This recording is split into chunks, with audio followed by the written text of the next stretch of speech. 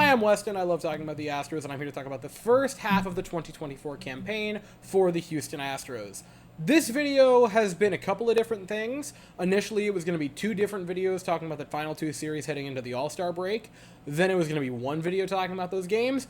And now we're at a point where I feel what I really want to say and what I want to talk about is the first half of the season as a whole, and then get into a couple of things that are more behind the scenes / what the second half of the season is going to look like for the channel. It's positive, by the way. I'm not going anywhere. It's just going to change up a little bit, and we're going to get to that in just due time. So, we're going to start with the things that I liked about the first half of the season, go to the things that I didn't like about the first half of the season, of which there are a few, and you probably already know what those things are. And then we're going to get to what I think the second half needs to hold / what it just will hold for the Houston Astros. So, started with the good stuff. Started with the positive stuff. What have I liked? A lot of the stars have been the stars. Jose Altuve has had another phenomenal season to the surprise of no one, making another All-Star game, which is very, very much earned. I think he's been fantastic to this point of the season. Signs the big Astro for life extension in the offseason. A lot is made to do about that. And when something is thrown around like, he will be an Astro for life, you kind of expect it to start winding down for him as a career and as statistics go. And it just hasn't. He's still Jose Altuve. He might be Jose Altuve until he decides, all right, I am ready to go right there, and points to the rafters next to Biggiewell and Bago. Yup, Bagwell and Biggio. I am one day going to not mess up the two of their names, I swear. Tonight's not that night. I think he might genuinely just be good until he decides, no, I just want to hang up there in the rafters, and then we'll all call it good, yeah? You also have Kyle Tucker and Yordan Alvarez for the outfield, who have continued to be very good. They've had some ups and downs to this point of the season, but overall, Yordan Alvarez is still on pace to hit like 40 home runs or thereabouts, and Kyle Tucker is on pace to cost the Astros just so much money when he goes for an extension. And by the way, yeah, it's Tucker. It's not Valdez. I'm totally in that boat. As far as outside of the star players that are becoming those things, Pena's had a nice return to form. I know it's been up and down. Overall, I'm still more than happy to say it's been a positive season for Jeremy Pena. There's been a lot more good than bad. Yainer Diaz has stepped into his spot as the full-time catcher and excelled. I think he's been great behind the plate, defensively, game-calling-wise.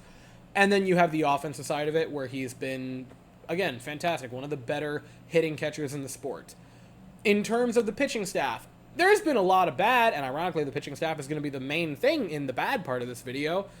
Ronald Blanco's been a star. The fact that he wasn't an all-star is a joke. He was, I want to say he ranked 6th in starter ERA. He's had a phenomenal season, and him not getting an all-star nod is an absolute meme, and the committee should just kind of be hushed about it, because good lord, how is Ronald Blanco not an all-star?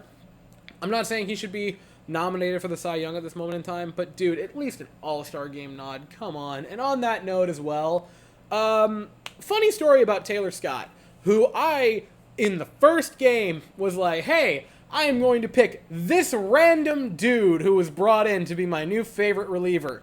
And then he now has a sub 1.5 ERA and is probably the best reliever, at least on the Astros, maybe in the league. Who's to say? The numbers might say it. I don't know, man. Taylor Scott's been unbelievable.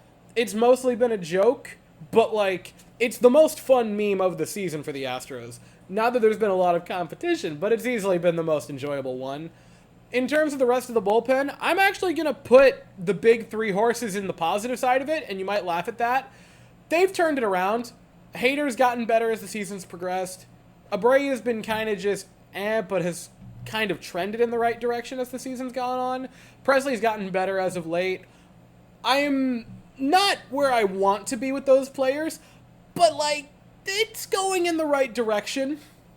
I also had a very long conversation recently with one of the longtime viewers of this channel and friend of the channel, discussing like what happened with Phil Maton, Ryan Stenek, and Hector Neris. Couldn't think of it there. And like, I'm not saying the Astros did a great thing, but they did the better of the things. Like, Hader has been more effective than the other three pitchers, and I'm not saying that with any glee in my voice, because it sucks. I love those guys. They won a World Series with this team, and they deserve to do that.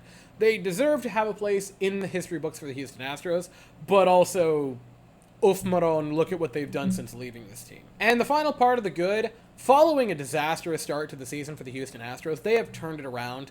They were 7-19, guys. They were 13 games under 500, and now, after the All-Star break, or coming out of it, they're going to be 4 games over it and only 1 game behind the Mariners for the division lead. They've had an unbelievable turnaround, and it really, really deserves to be praised.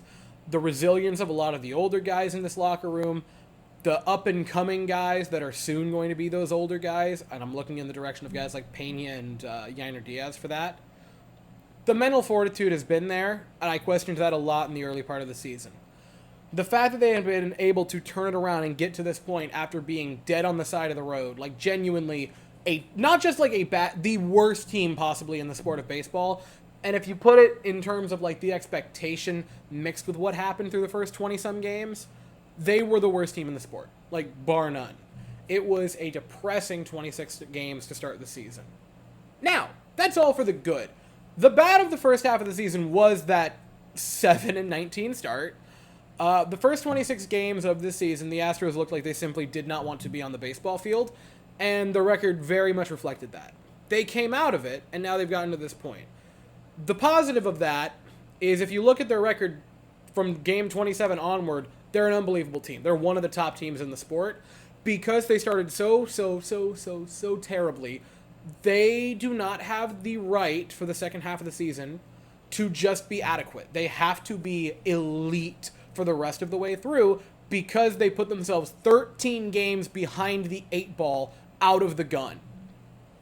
That was nearly a disastrous start to the season, and because of it, it makes it so much harder on this team going for the rest of the season, where it's not that they can have a month where they're just kind of mediocre.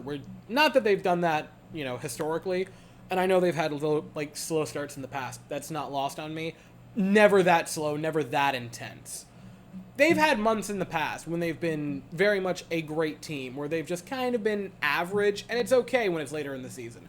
They don't have that right anymore. If they have a season where they're around bang average, 500, maybe a game below it, they're probably going to be kissing their playoff hopes goodbye. They have to continue to be a well above 500 team every single month for the rest of the season to make the playoffs and possibly, steal the division back. Because the the AL East is stacked, and, you're kind of going to have to be going for the division if you really want to make the playoffs. Because, I don't know if you know this, the Red Sox are, pretty darn good.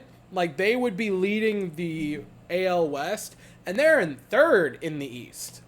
It's not the American League of yore, where there are, a couple of good teams and then a bunch of dudes just fighting it out for the middle. No. There's a lot of really, really, really good teams, and then there's another slot of teams that are, kind of mixing it up at 500 and a little bit above. So because of that start, it is just such a difficult way for the rest of it. The other things that have been not wonderful for the season, the starting pitching. Ronald Blanco's been great. Outside of that, you've been given a bunch of injuries, a bunch of guys who, when they have been there, have been around league average to below league average, and then just a carousel at the bottom of it where you've gotten to the point where it's like, hey, that dude pitched 3 innings and didn't give up 8 runs. That's pretty good, dude. That's a solid start from him.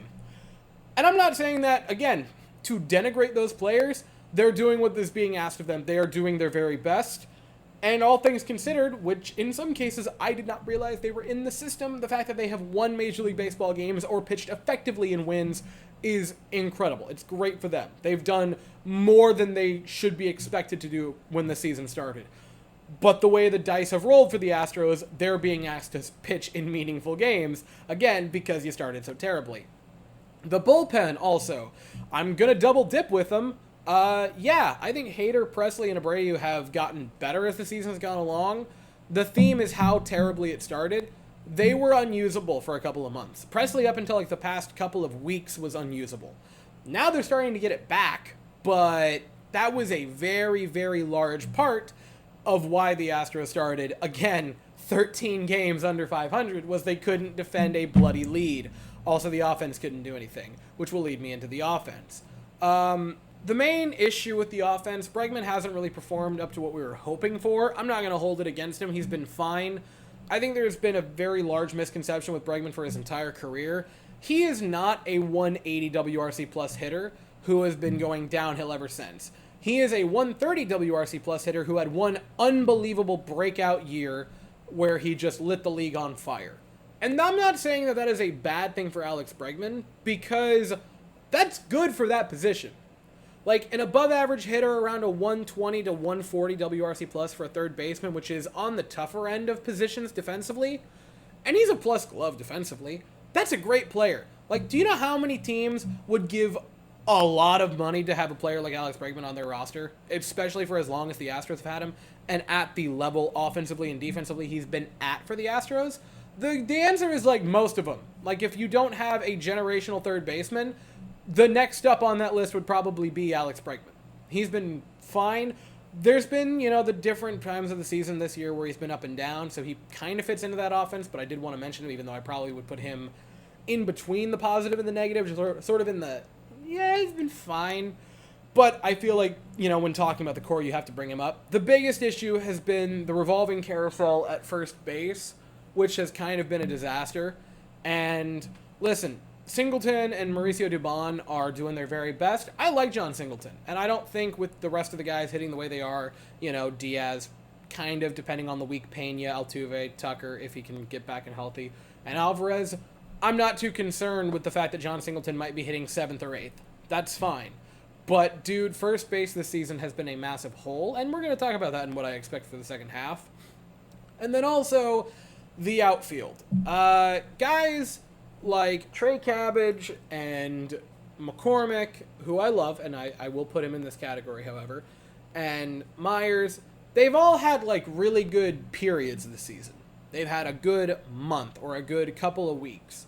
One of them really has to emerge in the second half, or at the very least, you're probably going to pick the better of the three and then send the others away in a trade, which I'm kind of expecting. Like, people have talked about, oh man, there's so many players in the outfield, and I'm like, yes, but how many of them are, really, really, really good to be in the outfield? Like, don't get me wrong, Tucker and Jordan do a lot of the heavy lifting out there, as they kind of should be doing, but there's just been kind of a lot of dudes in the outfield, and none of them have been, phenomenal. And again, I love him. McCormick's kind of in that conversation. They've just sort of been there. Now, if I were to pick who they would keep in the outfield, I think the question, or the answer is obviously for me, McCormick. And you might laugh at that decision, and I would base it off of the fact that he's done it the most frequently and at the highest level. Like, this is not a hard thing to comprehend for me. If I were to pick someone to keep, it would be Chas McCormick, and not just because I have an undying love for Chas McCormick, but he's just kind of been good since he got here, which you cannot say about everybody else in the outfield, aside from the other guys that very clearly have their roster spots, carved into stone, cough, cough, Tucker and Jordan Alvarez. I think he's the obvious one to keep. I don't know what's going to end up happening at the deadline, but I feel like a couple of the outfielders are probably going to get, axed at said deadline. And the final part of the bad I'm going to throw out there is Joe Espada, dude. I'm waiting for there to be a game that is won solely because Joe Espada outmaneuvered and out-tacticianed an opposing team, and it has not come yet, which is a little disheartening on account that you're at game 96 of the season. Listen, I was one of the biggest Joe Espada fans coming into the season, and you can't say otherwise. It's been rough, dude. It's been an up-and-down season for Espada. I think the best Joe Espada moments this season are when you kind of forgot he was managing the team, and you were like, oh yeah, they have a manager, and it's not like the 1910s where it's just like the player manager. Like, Altuve isn't just writing in the lineups every day, which, by the way, now that I say that aloud, I kind of want to see what an Altuve lineup would look like, because I feel that he would either take it way too seriously and be up a week ahead of time trying to write it out, or he would come up with it on the spot and be like, what if I had good friend batting first? And it's like John Singleton batting leadoff. I can see either one of those, and now I desperately want to know what he would do with the lineup. So now that's going to rattle around in my brain forever. And so now we talk about the second half of the season for the Astros and what we expect. Plain and simple, I expect them to be a very solid team. I understand that they started bad, and if you look at it right now, they're only 4 games above 500. Because of how terribly they started, if they were, bang average to start with, say of the first 26 games, they were a dead 13-13, that would add an extra 6 games to their season right now. Like, had they just been average right now, they'd have a 4-game lead over the Mariners. They would be but 2 games behind the Yankees. I want to say 2 games behind the Orioles and like a couple of games behind the Guardians. Like, they'd be in third, but they'd have a safe position of third place in the American League. And they'd have a pretty sizable lead for the West. I expect them to continue to be a very good team. And now it's to the point where, like, yeah, they should probably be buyers at the deadline. I mean, you have always seem to have magical depth in the minor league system. I think this is a team, when you have the core that is there, and I'll even extend it to some of the pitchers. I understand that he's been injured and hasn't been as effective as we want him this year. When you have a Justin Verlander, I understand that he has not been what we've expected, and I'm not particularly the highest on this pitcher, but Framber Valdez, who can randomly just turn it on and be the most dominating pitcher in the sport for a given night when he really decides to. When you have a really good pitcher like Lance McCullers coming back, if he ever does, please God, I just want to see Lance one more time. I don't mean one more time, many more times. Don't take that too literally. And when you have a core that contains Jose Altuve, Alex Bregman, Kyle Tucker, Yordan Alvarez, and kind of preliminary pieces of the core in Jeremy Pena and Yainer Diaz, you're always going to be a threat to win the World Series. And especially with those first 4 guys, especially the first 2, they know how to do it in the postseason. Which is ironic on account that not long ago Jose Altuve had a home run-less postseason. But, like, dude, they're always a threat. They are the epitome of knowing how to win in the playoffs. They are the Detroit Red Wings. They just know how to turn it on when it gets to October. And for that reason, I think they need to buy at the deadline, but I don't think this is a need to buy at the deadline like in other seasons. They don't need to go get big fish. I think they need to be aggressive, but aggressive for, like, above replacement level players. And I don't mean trade the farm for a dude who's batting, a couple points over league average with an on-base that's like 30 points over. I mean, make sure you go out and fill every spot that you need filled, but don't sell everything. Get a 110 to 120 WRC plus first baseman, and that is going to be a massive improvement over there. Go get a couple of, like, solid third and fourth in the rotation pitchers. You don't have to go get stars, just, like, slightly above average guys who aren't, pulled fresh out of the minors the day before their start. And I'm not trying to insult the guys that have done that. They've done a good job with it. But, dude, when you do get to the postseason, you probably need some more actual starters. With the bullpen, I am willing to say let it ride and see what happens. But I think they need to be aggressive in filling out the roster with guys that are better than what they have, which is kind of the prerequisite. But I think you could see a deadline where they're very active, but there's no big marquee name coming to the Astros. And I think that's what they should do. And now for the more, like, behind-the-scene personal stuff. I'm going to keep this pretty vague because I kind of need to. I started a new job kind of recently in, like, March. And I was accidentally really good at it. And a lot of new opportunities that are very, very good have popped up for me, to the point where that has very much, in a very short period of time, become my number one priority, at least in terms of, like, not personal, family, and, like, faith relationships. Like, that has shot to the top of it, and it's taken up a lot of the time. This is still a priority of mine, and I still fully intend to continue making videos, but at this moment in time, a game-by-game series is just not really viable for me. And also from the, like, mental point of view for this for me, I want to say we're nearing 2,000 videos on this channel, or at least around 1,500. There are only so many different ways that I can break down another 3-1 loss or another 2-0 victory. And I'm not saying that in any negative connotation. I love the sport of baseball. That has not changed. And I love the Houston Astros. That has not changed. But I have felt a lot of burnout this season, and I think that's been probably apparent, and I'm not happy that it's been apparent, but it's a fact of life. And I have very much enjoyed the series-by-series videos because it allows me to talk a lot more about predominantly positive things, and also, in turn, overtly negative things. If something genuinely deserves to be its own video, if a game is so intense one direction or the other, it will be its own video. But with everything else as it is currently, I really think the main way to go for the rest of the season is a series by series basis, and that is currently the plan. Again, if I see a game that I'm like, no, that deserves its own spotlight, it's going to get its own spotlight. But at this moment in time, for the remainder of the season, it's going to be series by series. Once we get to the postseason, it will probably go back to game by game because those are playoff games, and they do deserve their own spotlight. Those are big marquee events, and they'll go back to it. And so, that is everything that I've thought about the first half of the season, everything I hope for the second half of the season, and all of my plans and hopes for the second half of the season on a more personal level. I thank you all for sticking with me through another first half of the season, for sticking with me for the next half of the season, and they're going to start a massive series on Friday where they take on the Mariners.